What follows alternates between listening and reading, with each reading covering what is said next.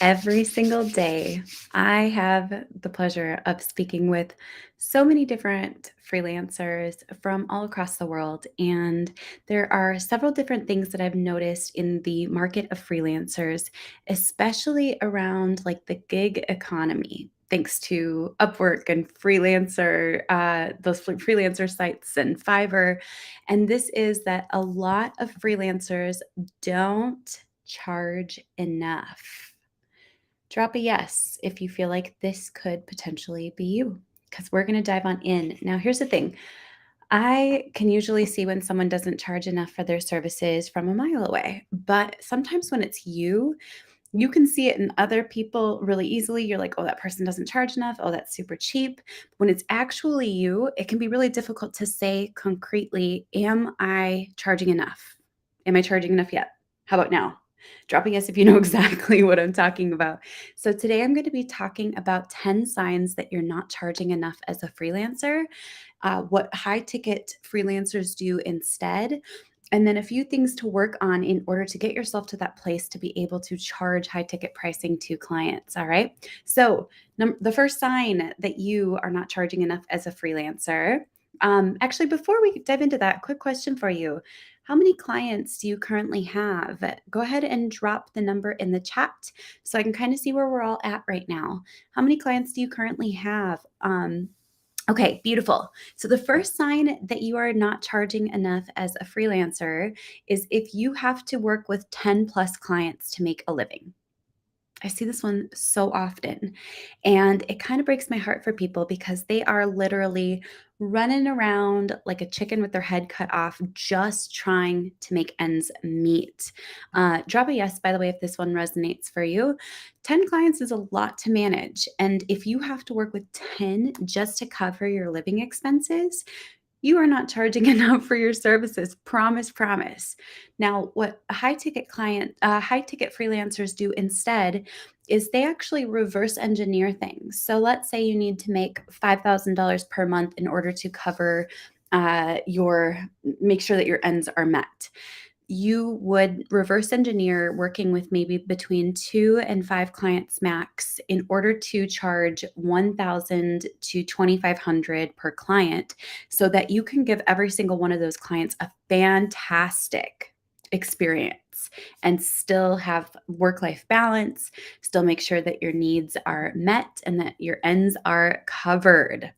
The second sign that you're not charging enough as a freelancer, and by the way, as we go, drop an aha or a yes if something really resonates for you, or you're like, this is affirming something that I kind of was thinking or feeling, or maybe it's bringing a new insight for you. Okay. So go ahead and test it in the chat. Aha, test it in the comments. Yes, beautiful. You guys are awesome. Okay. So, the second sign that you're not charging enough for your services is if you have kept the same pricing for years, despite the fact that your work has gotten better. Oof. I see people all the time who are evolving and investing into their education and growing, and their work continually evolves. And then, 2 years later, you talk to them and their price is still the same as it was 2 years ago. This is a second huge sign that you're not charging enough. Drop a yes if you're like, this is definitely one that relates to me. Now, what high ticket freelancers do that's a little bit different is every couple of clients that say yes to proposals, they actually, for the next few clients, raise their rate. So every few clients, their rates are actually going up as their belief expands. And we'll talk a little bit about belief at the end because it is a huge part of charging high ticket pricing. Number three, and this is a big one, if you can't imagine being able to afford help in your business. Drop a yes if this one resonates for you. If it feels completely out of the realm of possibility to hire someone even part-time or hourly or maybe even full-time down the road, this is a really good sign that you are not set up for success or scaling or longevity, and it is time for you to start charging more for your services.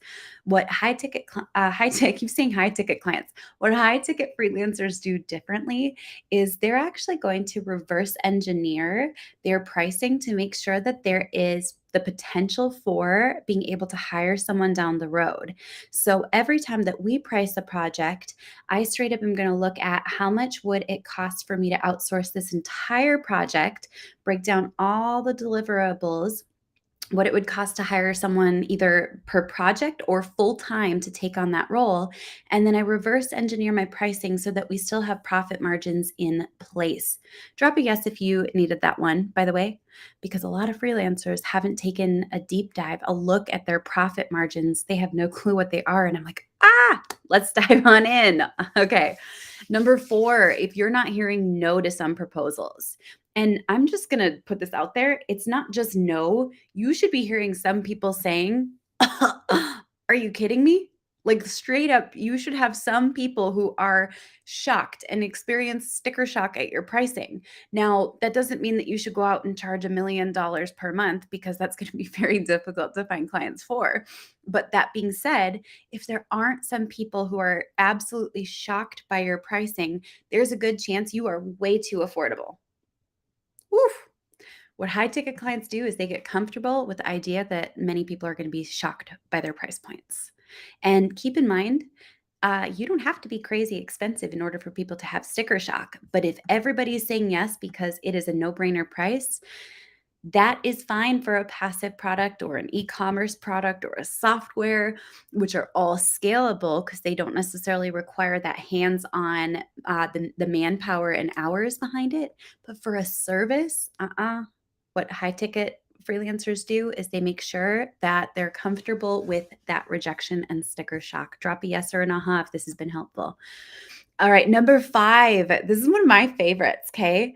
So, this is the 5th sign that you're not charging enough as a freelancer. If you actually break down your hours, so you break everything down and you realize that for a given client, you're making less than $50 an hour, it's probably a sign that it's time for you to raise your prices. In fact, I talk to a lot of freelancers who, when they break down their hourly work for clients, they realize very quickly that they're making like $3 to $10 an hour, which is not, it's just not great. I was going to try to be like tactful about it. It's just not great. You could make the same amount going and working at Taco Bell. That was one of my favorite jobs I've ever had. But when we are running our own businesses, we want to be set up to scale. And if you're making less than $50 an hour per for the projects that you're delivering on retainer, it's a good sign that it's time for you to raise your rates. High ticket freelancers, they dive deep into their hourly rates, not because they're charging hourly. Can I get a yes in the comments if you guys hear me loud and clear on this? Not because they're charging hourly, but rather because they break down how much time they're spending on each client and what the retainer is, so that they can adjust their retainers for clients moving forward. Thanks for appreciating that. Okay, number 6, if your clients are all getting results and clients never leave, this is a massive sign that it's time to raise your rates. You're not charging enough, especially if you are getting results for your clients. When you are able to get results, and I will say, results are hard to get. So when someone gets them, woo, you are a unicorn. And the truth is, people will be willing to pay whatever it is that you're willing to charge, especially those with budgets, because they're looking for those unicorns who actually get results. What high ticket freelancers do is they recognize that probably every year at least, there should be a shedding of clients. And if there isn't, there's a good chance that you are not charging enough. Clients should have to kind of look at the budget each month and say, is this someone that we want to keep on? Are they getting results and stuff? It forces you to up level your skill set. Drop a yes if this is helpful already. Okay, number 7, I'm going to talk about the P word. Sign that you're not charging enough as a freelancer if you have no profit in your business. The P word.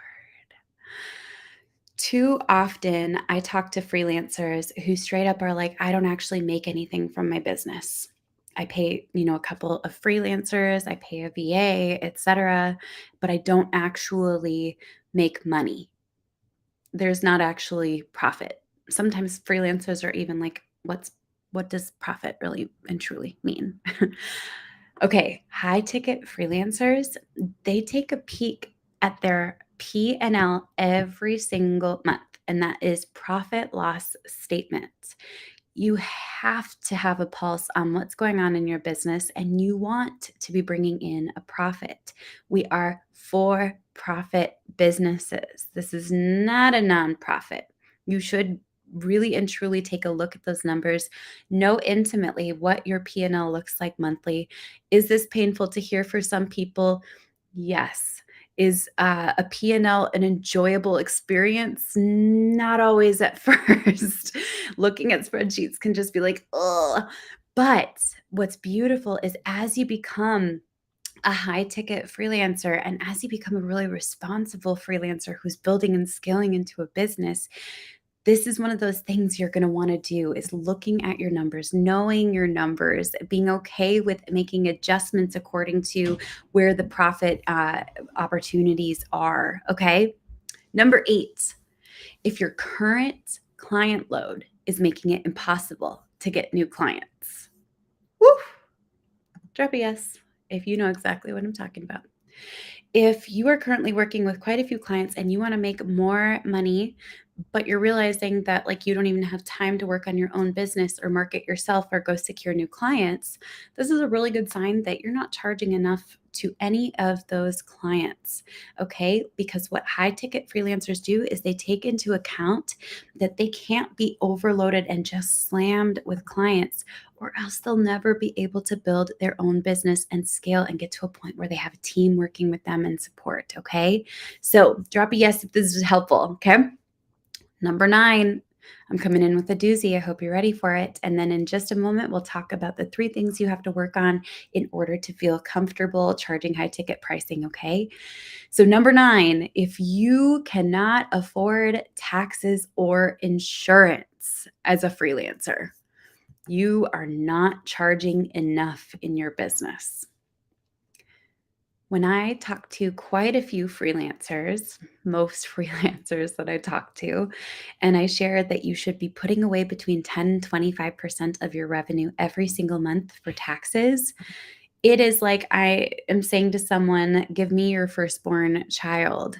It freaks people out because the truth is, taxes and insurance, unless you're in Canada, taxes and insurance are things that we need to be able to pay for. If not, it's going to be a pretty painful journey. So, what high ticket freelancers do is they make sure that their rates are in a place where there is that profit margin and they're able to kind of move money into savings to prep for taxes, have an emergency fund, and get themselves set up so that there isn't a massive tax bill that takes out their next year's profit. Okay, and number 10, this is the 10th sign that you're not charging enough as a freelancer. If you are feeling stuck and you see no path to growth, drop a yes if you know exactly what I'm talking about. If you're feeling stuck and you see no path to growth, this is a great sign that you're not charging enough as a freelancer. What high ticket freelancers do is they get to the place where they feel comfortable knowing, okay, we can start to invest into other things like ads, funnels, building out some things like a great website or a client acquisition system. This is something that freelancers that are high ticket need to do. They are able to see the path to growth because they're not sitting around in reactivity, trying to just run around and put out fires for a bunch of low ticket clients. Do you guys want to see? This is pretty cool. The 3 things that you're going to want to work on in order for you to charge or rather get closer to charging high ticket pricing, because it is a 3, sometimes 4-fold approach. Okay. So the first, let's go ahead and write high ticket freelancer. The first is going to make you possibly roll your eyes. I'm comfortable with that because the truth is, and this used to drive me crazy. I used to just like every time someone said this word, I would get so annoyed. You could probably even guess what it is just from that. But it is mindset. Now, coming from, I actually grew up in poverty, and then I became a single mom on welfare and food stamps. So, from poverty to now we've crossed $10 million in our two businesses combined. And what I didn't realize is that specifically money mindset is essential, especially if you did not grow up around money, which I did not. If you do not work on your money mindset, the grim reaper of poverty will forever follow you. Okay? The second thing you have to work on is two parts, and that is your network. You want to get into a network where you can see those high ticket client opportunities, as well as be surrounded with other people who believe that it is actually possible. Cool? And the third part is kind of obvious, but you have to just do it. You have to actually be willing to charge more. This is really and truly the trifecta of being able to of being able to charge high ticket pricing. And I didn't realize that working on just one is not enough. You need to really and truly work on all three consistently with an intentional plan in order to get to a place where you feel comfortable being able to charge high ticket pricing. But all of it starts with a spark of just one thing. And that is, I'm going to put a heart, belief. Belief not only that it is possible, but the belief that it is possible for you. Now, drop a yes, by the way, if you have realized today that you are not charging enough as a freelancer. There's an opportunity for you to grow. Now, I know that this will be really helpful for so many people who are like, I'm not sure if I'm not charging enough. It's almost like a checklist that you can kind of go through and see where you're at, see your progress over time. But if you would like mine and my team's, my coaches' support with getting to the place where you feel comfortable charging high ticket pricing, I do have a mentorship program for freelancers designed to help freelancers scale to six figures and some beyond. And that is the Social Click. We have 4 amazing coaches, plus I'm there mentoring every single day. And one of the programs that's my favorite inside of the Social Click is High Ticket Client Secrets, which is hours of programming designed to support you in all of these areas: money mindset, being able to just do it, tapping into the top converting proposal, and then making sure that you're in a network with people who believe it's possible so that that belief becomes contagious and you are able to say, all right, you know what, I can do this too. All right, you guys, I will put several links in the bio beneath, above this video, etc. So feel free to check those out. And for those of you who want to actually be mentored by me, feel free to apply for the Social Click at clickforlife.com. I'll catch you guys later. Have such a good day.